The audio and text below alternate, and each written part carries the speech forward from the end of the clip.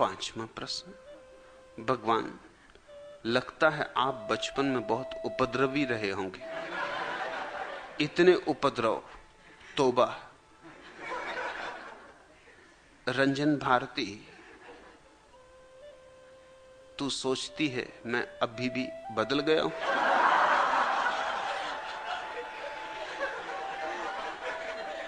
मुझे तो कुछ भेद दिखाई पड़ता नहीं।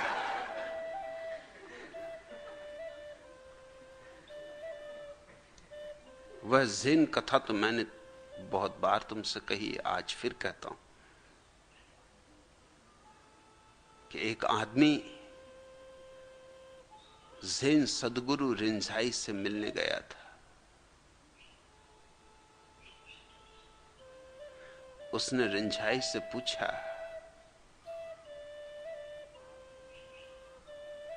कि आप जब ज्ञान को उपलब्ध नहीं हुए थे, बुद्धत्व को उपलब्ध नहीं हुए थे, तो क्या करते थे? रिंझाई ने कहा, कुएं से पानी भर के लाता था, लकड़ियां जंगल से काटता था, भूख लगती थी तब खाना खाता था, नींद आती थी तब सो जाता था। उस आदमी ने कहा कि ठीक, फिर जब आप बुद्धत्व को उपलब्ध हुए उसके बाद आप क्या करते हैं? उसने कहा, कुएं से पानी भर के लाता हूं, जंगल से लकड़ी काटता हूं, जब भूख लगती खाना खाता हूं, जब नींद आती तब सो जाता हूं। उस आदमी ने कहा, ये तो बड़ी हैरानी की बात हुई, इन दोनों में भेद क्या? रिंझाई ने कहा, वही तो मैं सोचता हूं कि भेद क्या। इतना ही भेद है कि तब जो हो रहा था सब नींद में था, अब सब जाग कर है। यूं बाहर से तो सब वही का वही है।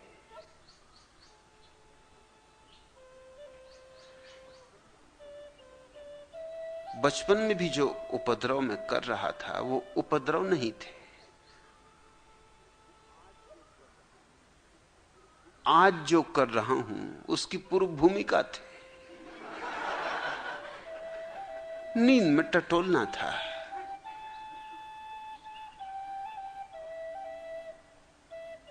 अब जो कर रहा हूं वो रोशनी में कर रहा हूं, मगर वही कर रहा हूं स्वभावता। अब विस्तार बड़ा हुआ है, जो भी कर रहा हूं परिपूर्ण रूप से सजग हूं। लेकिन आज जब लौट के देखता हूं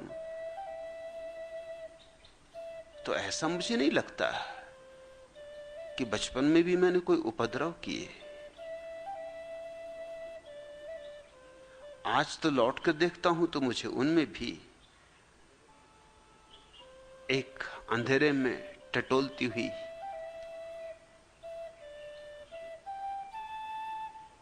अन्वेषक की दृष्टि ही मालूम पड़ती। आज लौट कर देखता हूं तो जरूर अस्त व्यस्त था उपक्रम, अराजक था, लेकिन तलाश ठीक दिशा में ही चल रही थी। जैसे उदाहरण के लिए तुझे कहूं, हाई स्कूल के दिनों में मुझे सबसे बड़ी तकलीफ टोपी से रही। टोपी लगाना मुझे कभी रास ना आया। यूं टोपी से मुझे कोई दुश्मनी ना थी, ऐसे तरह तरह की टोपियों से मुझे लगाव है। मेरे पास करीब करीब दुनिया भर से टोपियां आती, मित्र ले आते, क्योंकि उनको पता है कि मुझे टोपियां पसंद है। तब भी पसंद थी, मगर एक कारण से मुझे अड़चन थी कि स्कूल में टोपी जबरदस्ती लगवाई जाती थी। टोपी लगानी ही पड़ेगी, बस वहां मेरा विरोध था, स्वभाव था। मेरे अध्यापक, मेरे प्रधान अध्यापक, मेरे परिवार के लोग, मेरे गांव के लोग समझते ये उपद्रव, और कोई भी कहेगा उपद्रव। मैंने लेकिन बहुत सहा उसके लिए, मगर टोपी नहीं लगाई तो नहीं लगाई। कितने दिनों कक्षाओं के बाहर ही खड़ा रखा गया, कितने बार कहा कि जाओ स्कूल के 7 चक्कर लगाओ, 7 चक्कर की जगह 17 चक्कर लगा आया। शिक्षक सिर पीट लेते कि हम तुमसे 7 कहे, तुमने 17 क्यों लगाए। मैंने उनसे कहा कि व्यायाम करने में कोई हर्ज नहीं, और बाहर रहना मुझे ऐसे भी पसंद है, शुद्ध हवा भी मिलती है, पशु पक्षियों पौधों से भी दोस्ती बनती है, और भीतर तुम जो 1000 तरह की व्यर्थ की बकवास करते हो उससे भी बचना हो जाता। सो अंततः उन्होंने मुझे भीतर बैठाना शुरू कर लिया। ऐसे आदमी को बाहर बैठाने से क्या फायदा। मुझे सजा में दंड बैठक लगाने को कहते थे तो मैं लगाए चला जाऊं, वहां पर रुको भी। मैंने कहा कि जरा और लगा लेने दें, आज सुबह मैंने व्यायाम किया ही नहीं। कहते तुम आदमी कैसे हो, तुम्हें इस बात का भी समझ नहीं है कि हम दंड दे रहे हैं। तो तुम दे रहे होगे दंड, मगर हम दंड लें तब। हम तो हर चीज से जो भी लाभ ले सकते हैं लेते। टोपी नहीं लगाएंगे जब तक कि सिद्ध ना कर दो कि टोपी लगाने की वैज्ञानिकता क्या है। इससे बुद्धि बढ़ेगी। अगर बुद्धि बढ़ती हो तो टोपी क्यों लगाएं, फिर सरदारों जैसा साफा क्यों ना बांध। अगर बुद्धि बढ़ती हो तो फिर साफे से तो और ही बढ़नी चाहिए। फिर सरदारों के पास तो जैसी बुद्धि होनी चाहिए किसी के पास होनी नहीं चाहिए। तो टोपी क्यों, साफा बांध के आएंगे। मेरे प्रधान अध्यापक अपने सिर से हाथ लगा के बैठ जाते थे, कहते कौन तुमसे बकवास करे, या तो साफा बांधोगे या टोपी भी ना लगाओगे।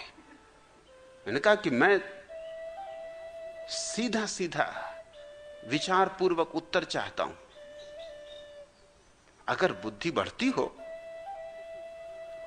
तो फिर साफे से ज्यादा बढ़ेगी, और जितना लंबा साफा होगा उतनी ज्यादा बढ़ेगी। तो सरदार तो गजब कर देते। फिर तो सरदारों के संबंध में सब मजाक है वो गलत है।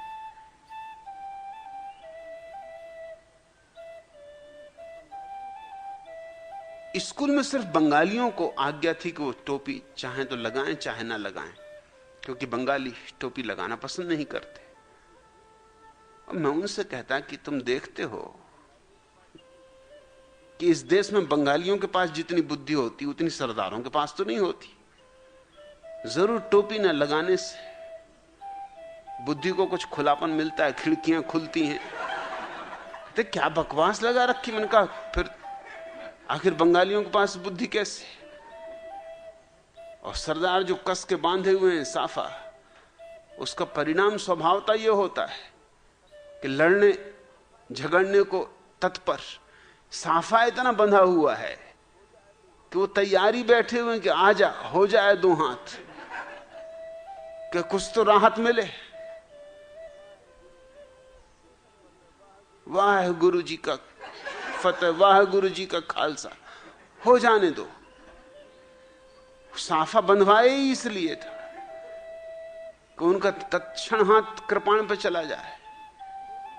मैंने कहा मुझे कोई कृपाण चलानी नहीं, टोपी में लगाऊं क्यों। कोई कारण मेरे सामने साफ कर दो। कारण वो मुझको समझा नहीं पाए। सजा मुझको जितनी दे सकते थे दिए। मैंने कहा सजा मैं झेलूंगा, लेकिन कारण जब तक नहीं बताओगे तब तक तुमको भी सजा देने का अंतःकरण में पीड़ा रहेगी। और उन सबको पीड़ा थी क्योंकि को अकारण सजा दे रहे हैं। फिजूल की बात है टोपी, मगर ये भी जिद्दी है।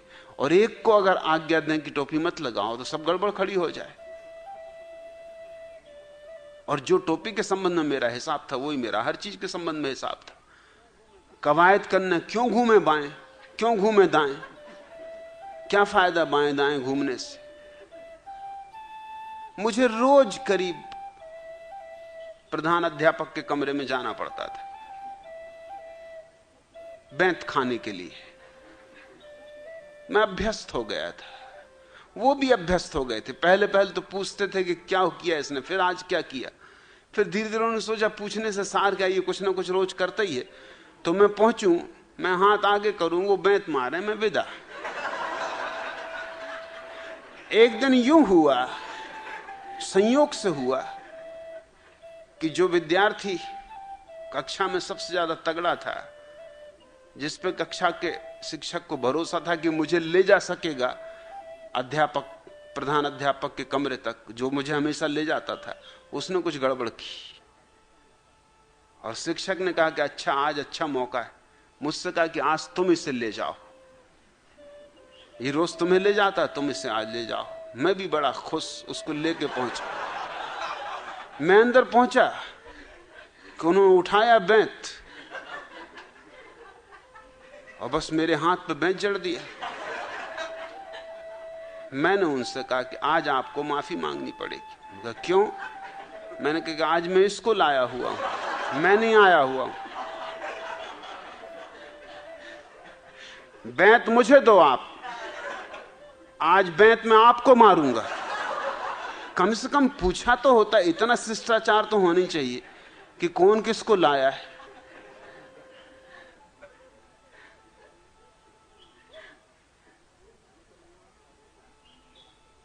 मैंने कहा मैं यहां से हटूंगा नहीं, वो बैंत आप मुझे दे दो, धीरे से मारूंगा। हालांकि तुमने मेरे साथ कभी कोई रियायत नहीं की है। वो प्रिंसिपल मुझे बाद में भी मिल जाते थे, वो कहते थे याद है तूने मुझे बैंत मारा था। किसी ने मेरी जिंदगी में मुझे बैंत नहीं मारा, विद्यार्थी और अध्यापक को बैंत मारे, मगर मुझे भी बात तो जची कि तू ठीक तो कह रहा है, कि मुझे कम से कम पूछ तो लेना चाहिए। मैंने पूछना ही बंद कर दिया था। ये बात इतनी तय हो गई थी कि तुझे रोज आना है, मुझे रोज मारना है, फायदा क्या पूछने से कि कसूर क्या, हो गई कुछ ना कुछ कसूर। टोपी लेकिन मैंने नहीं लगाई। ऐसे कभी कभी स्कूल के बाहर में टोपी लगा के निकलता था। एक दिन हेडमास्टर मुझे रास्ते पे मिल गए, टोपी लगाए चले जाना। का सुनो, टोपी क्यों लगाई हुई? मैंने कहा मैं अपना मालिक हूं, जहां लगाना वहां लगाएंगे और जहां नहीं लगाना वहां नहीं लगाएंगे। इधर कोई हमसे लगवा नहीं रहा, खुद लगाए हुए। आज लगता है कि उपद्रव था, लेकिन मैं जानता हूं कि उपद्रव नहीं था। मैं अपनी निजता की तलाश में था। वही खोज बढ़ती रही।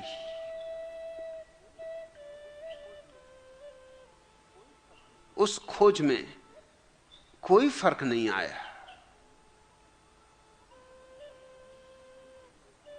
किसी को परेशान करने के लिए भी मैं नहीं कर रहा था।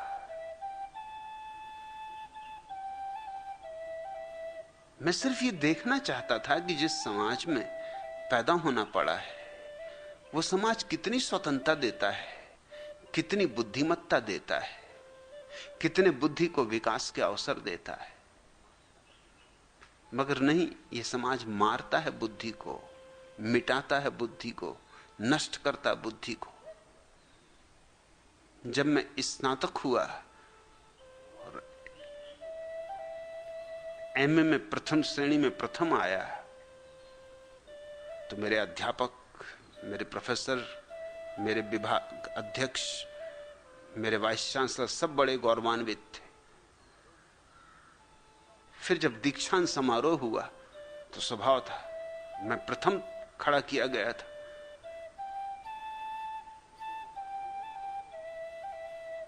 वो मौका मैंने नहीं छोड़ा। मैंने खड़े होकर कहा कि मैं कुछ बातें पूछना चाहता हूं, इसके पहले कि आप आशीर्वाद दें, क्योंकि अब मैं विदा हो रहा हूं। यह आखिरी दिन है मेरा इस विश्वविद्यालय में। ये काला चोगा मुझे क्यों पहनाया गया है? और ये आप सब डीन और चांसलर और वाइस चांसलर और मेहमान जो बुलाए गए हैं और जिनको डीलिट दी जाने वाली है, ये सब काले चोगे क्यों पहने हुए? क्योंकि काला रंग तो मातम का रंग, क्या आप समझ रहे हैं हम लोग मर गए? वो बहुत चौंके। एक क्षण को सन्नाटा छा गया पूरे दीक्षांत भवन में कि उपद्रव इसने कुछ किया। उनको लगा ही होगा कि उपद्रव है, लेकिन मैं कोई उपद्रव नहीं कर रहा। मैं सिर्फ ये पूछ रहा था कि काला रंग तो हमेशा लोग मातम के समय पहनते हैं। ये उत्सव मनाया जा रहा है कि मातम मनाया जा रहा है, ये मैं जानना चाहता हूं।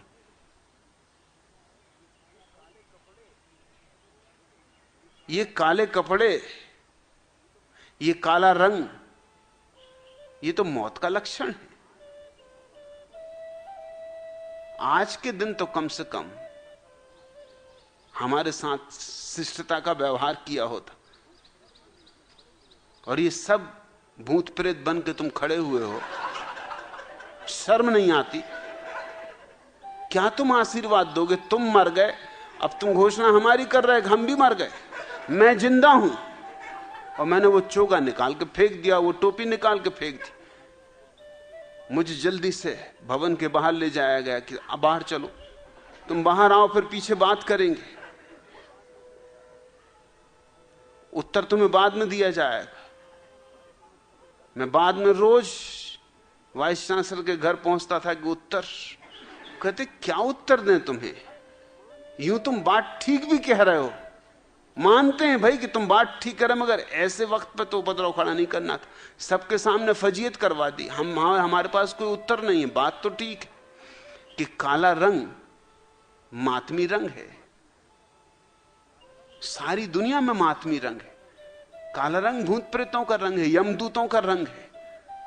यमदूत भी बिल्कुल काले और काले भैंसे पे बैठ के आते। ये तुम क्या रंग बना रखे हो? मैंने कहा, मगर मैं समझता हूं इसका अर्थ, इसके भीतर चाहे तुम्हें पता हो या ना हो, इस बात की सूचना है कि विश्वविद्यालय इतने लोगों को मारने में, हत्या करने में सफल हो गया, इनकी जिंदगी खराब करने में सफल हो गया, इनकी बुद्धि मटिया मैट कर डाली गई। मैं घोषणा करना चाहता हूं कि मैं मरा नहीं हूं, मैं अभी जिंदा हूं और मैं जिंदा रहूंगा, और मैं तुम्हारा काला चोगा डाले जाता हूं इस घोषणा की तरह। वो तो ये उपद्रव ही समझा जाएगा, स्वभाव था। लेकिन उपद्रव ये था नहीं, ये सब नकल पट्टी है। क्योंकि पश्चिम में चलता है काला चोगा, भारत में भी चलता है काला चोगा। न पश्चिम के पास कोई दलील है, न भारत के पास कोई दलील है। काला चोगा किस लिए? अगर दीक्षांत समारोह में कोई रंग ही पहनाने का हो तो शुभ्र सफेद होना चाहिए, क्योंकि सफेद सारे रंगों का प्रतीक है।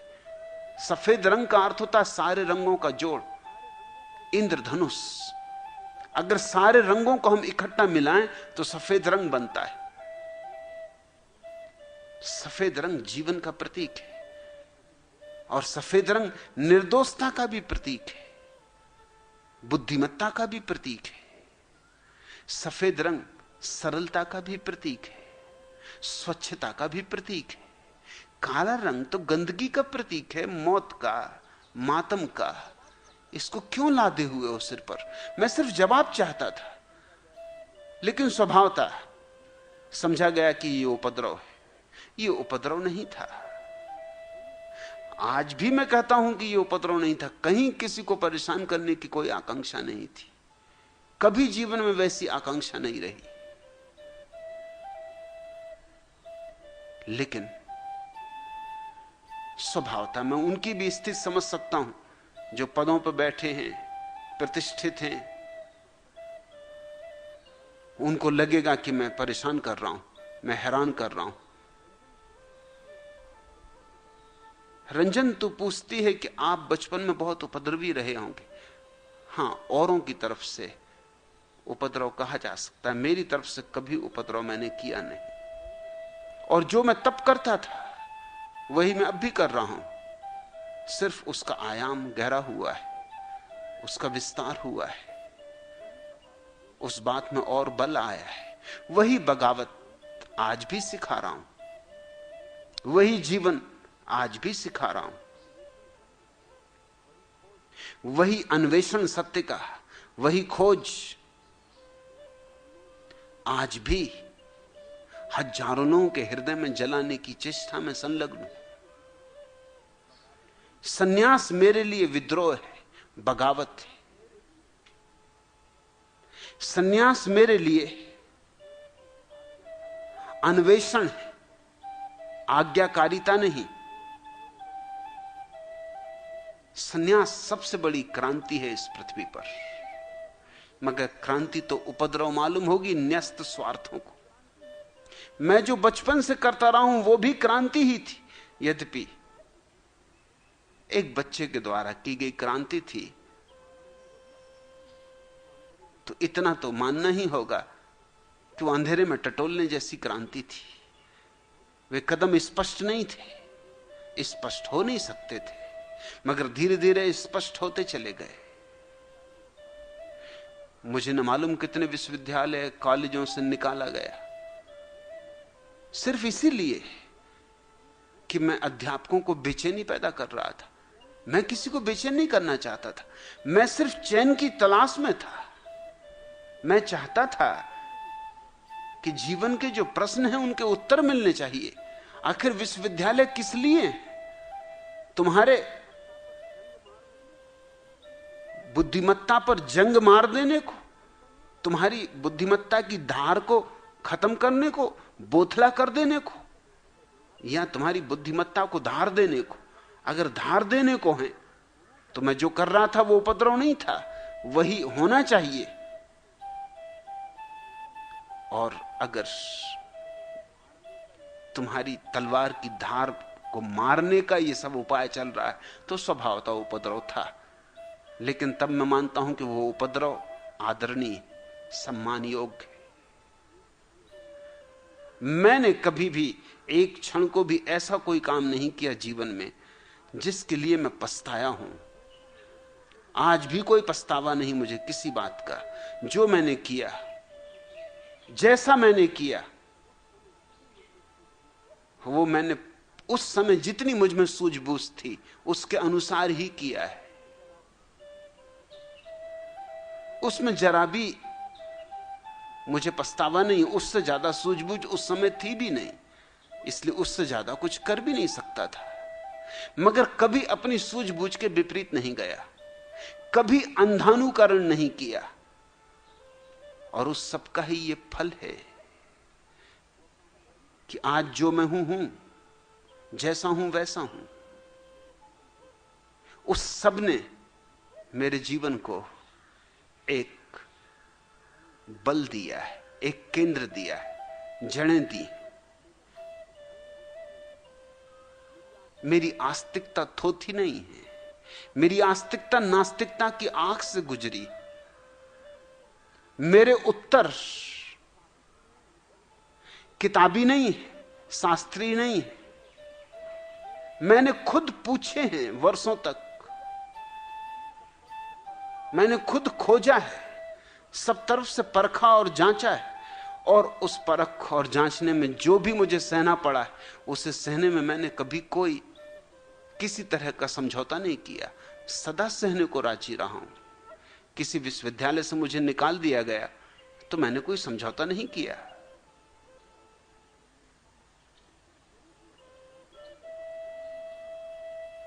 मैं चुपचाप निकल गया हूं, शान से निकल गया हूं, गौरव से निकल गया हूं। जिन्होंने मुझे निकाला है उनके भीतर अपराध भाव रहा।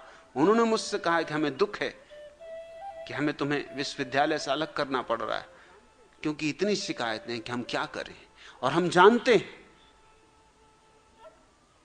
कि शायद तुम जो कहते हो ठीक ही कहते हो कि विश्वविद्यालय में तो प्रतिभा पर निखार रखने की चेष्टा होनी चाहिए, मगर हम क्या करें, संस्था चलानी। मैंने कहा तुम संस्था चलाओ, मुझे समझौता नहीं करना है। मैं शान से विदा हो रहा हूं, मैं गौरवान्वित हूं कि तुमने मुझे निकाला।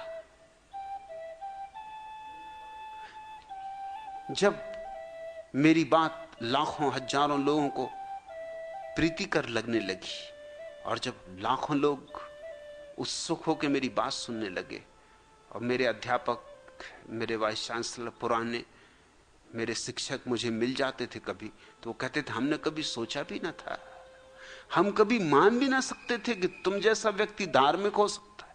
मैंने कहा मैं उस दिन भी धार्मिक था, वो बीज था, आज फूल खिले। न तुम उस दिन धार्मिक थे, ना आज तुम धार्मिक हो। तुम में बल ही नहीं, तुम निर्वीर्य हो।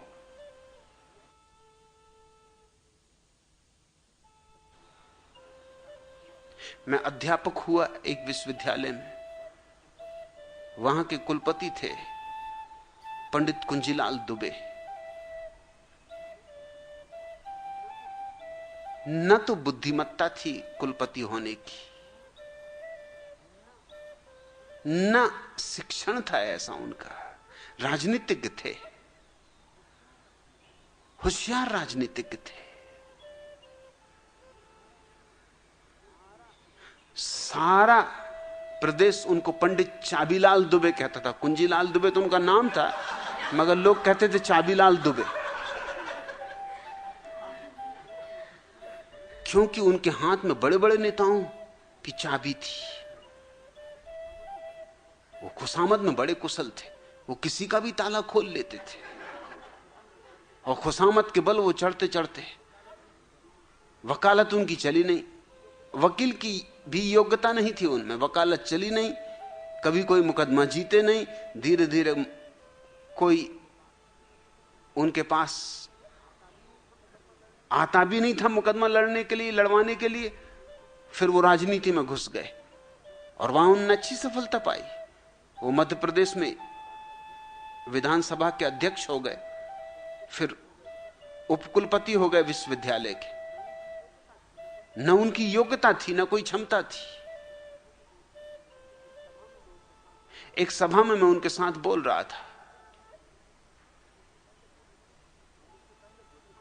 वो मुझसे पहले बोले, मैं उनके पीछे बोला। मैंने कहा कि अभी आपने पंडित चाबीलाल दुबे को सुना? एकदम सन्नाटा फैल गया, लोग घबरा गए। मैंने कहा घबराएं मत, भूल से सच्ची बात मेरे मुंह से निकल गई। चाबीलाल तो बहुत नाराज हो गए, उठ के जाने लगे। मैंने कहा बैठिए, उठ के कहीं जाना नहीं।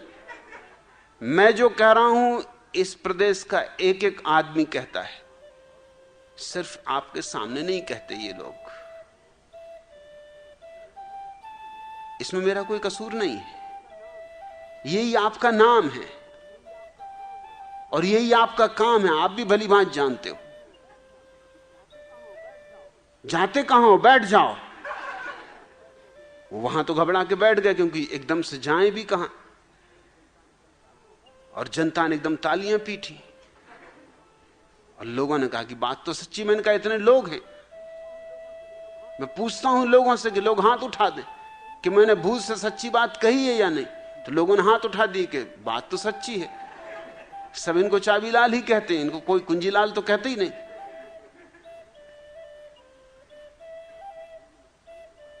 उन्होंने मुझे घर बुलवाया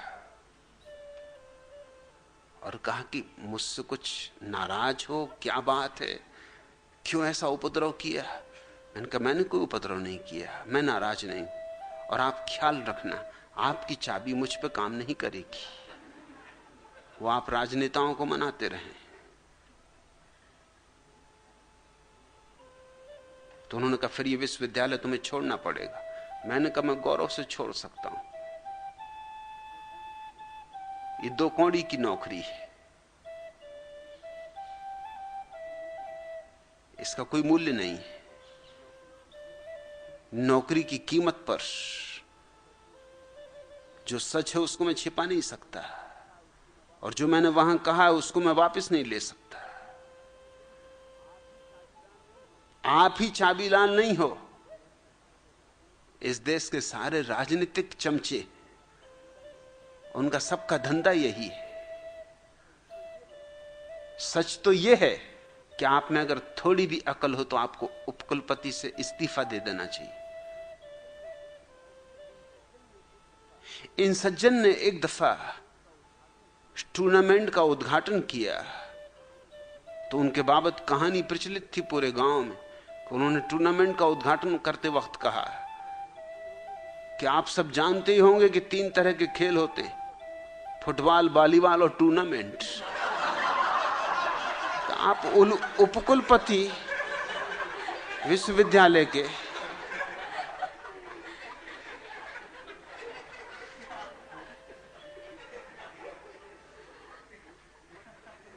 उनकी हिम्मत तो पड़ी नहीं कि मुझे निकाल सकें विश्वविद्यालय से, क्योंकि उनको पता था कि मैं और शोरगुल मचाऊंगा, कुछ और उपद्रव हो जाएगा। और आए दिन ये हो जाता है कि सभाओं के मंच पर संयोग बसात वो मुझे मिल जाते, धार्मिक सभाओं के मंच पर जहां मैं भी बोल रहा वो भी बोल रहे।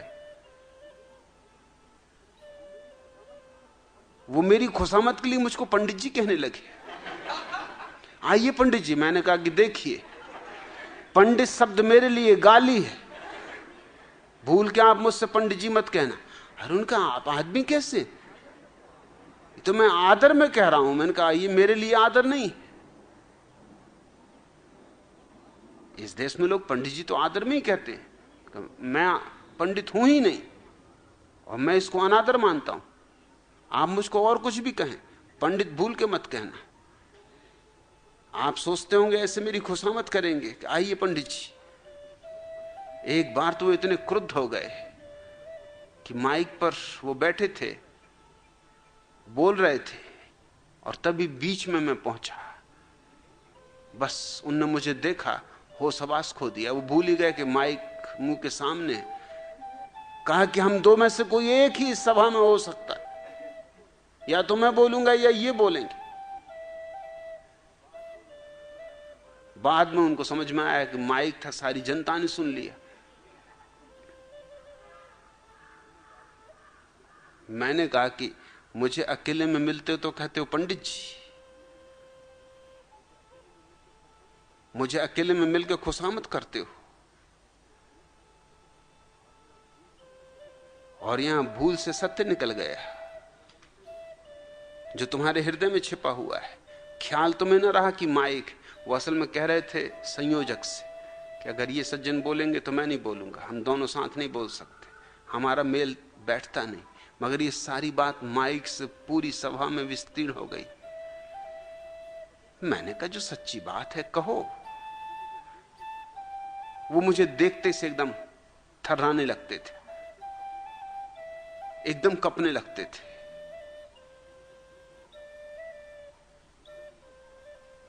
एकदम उनको ज्वर ताप चढ़ाता था। बड़े नेता थे। मैंने उनसे कहा कि आप जैसे लोग इस देश को नेतृत्व दे रहे हैं, कहां किस गड्ढे में गिराएंगे? सो गिराया इस तरह के लोगों ने। घसीट रहा है ये मुल्क गड्ढों में। चार कोड़ी के लोग छाती पे सवार हैं, जिनकी कोई न योग्यता है न क्षमता है, लेकिन हमारी आदतें गलत हैं, हमारे सोचने समझने के ढंग गलत है। मेरी बात उपद्रव लग सकती है, मगर मैं सीधा साफ आदमी हूं। मुझे जो कहना है, जैसा कहना है, ठीक वैसा ही कह देता हूं।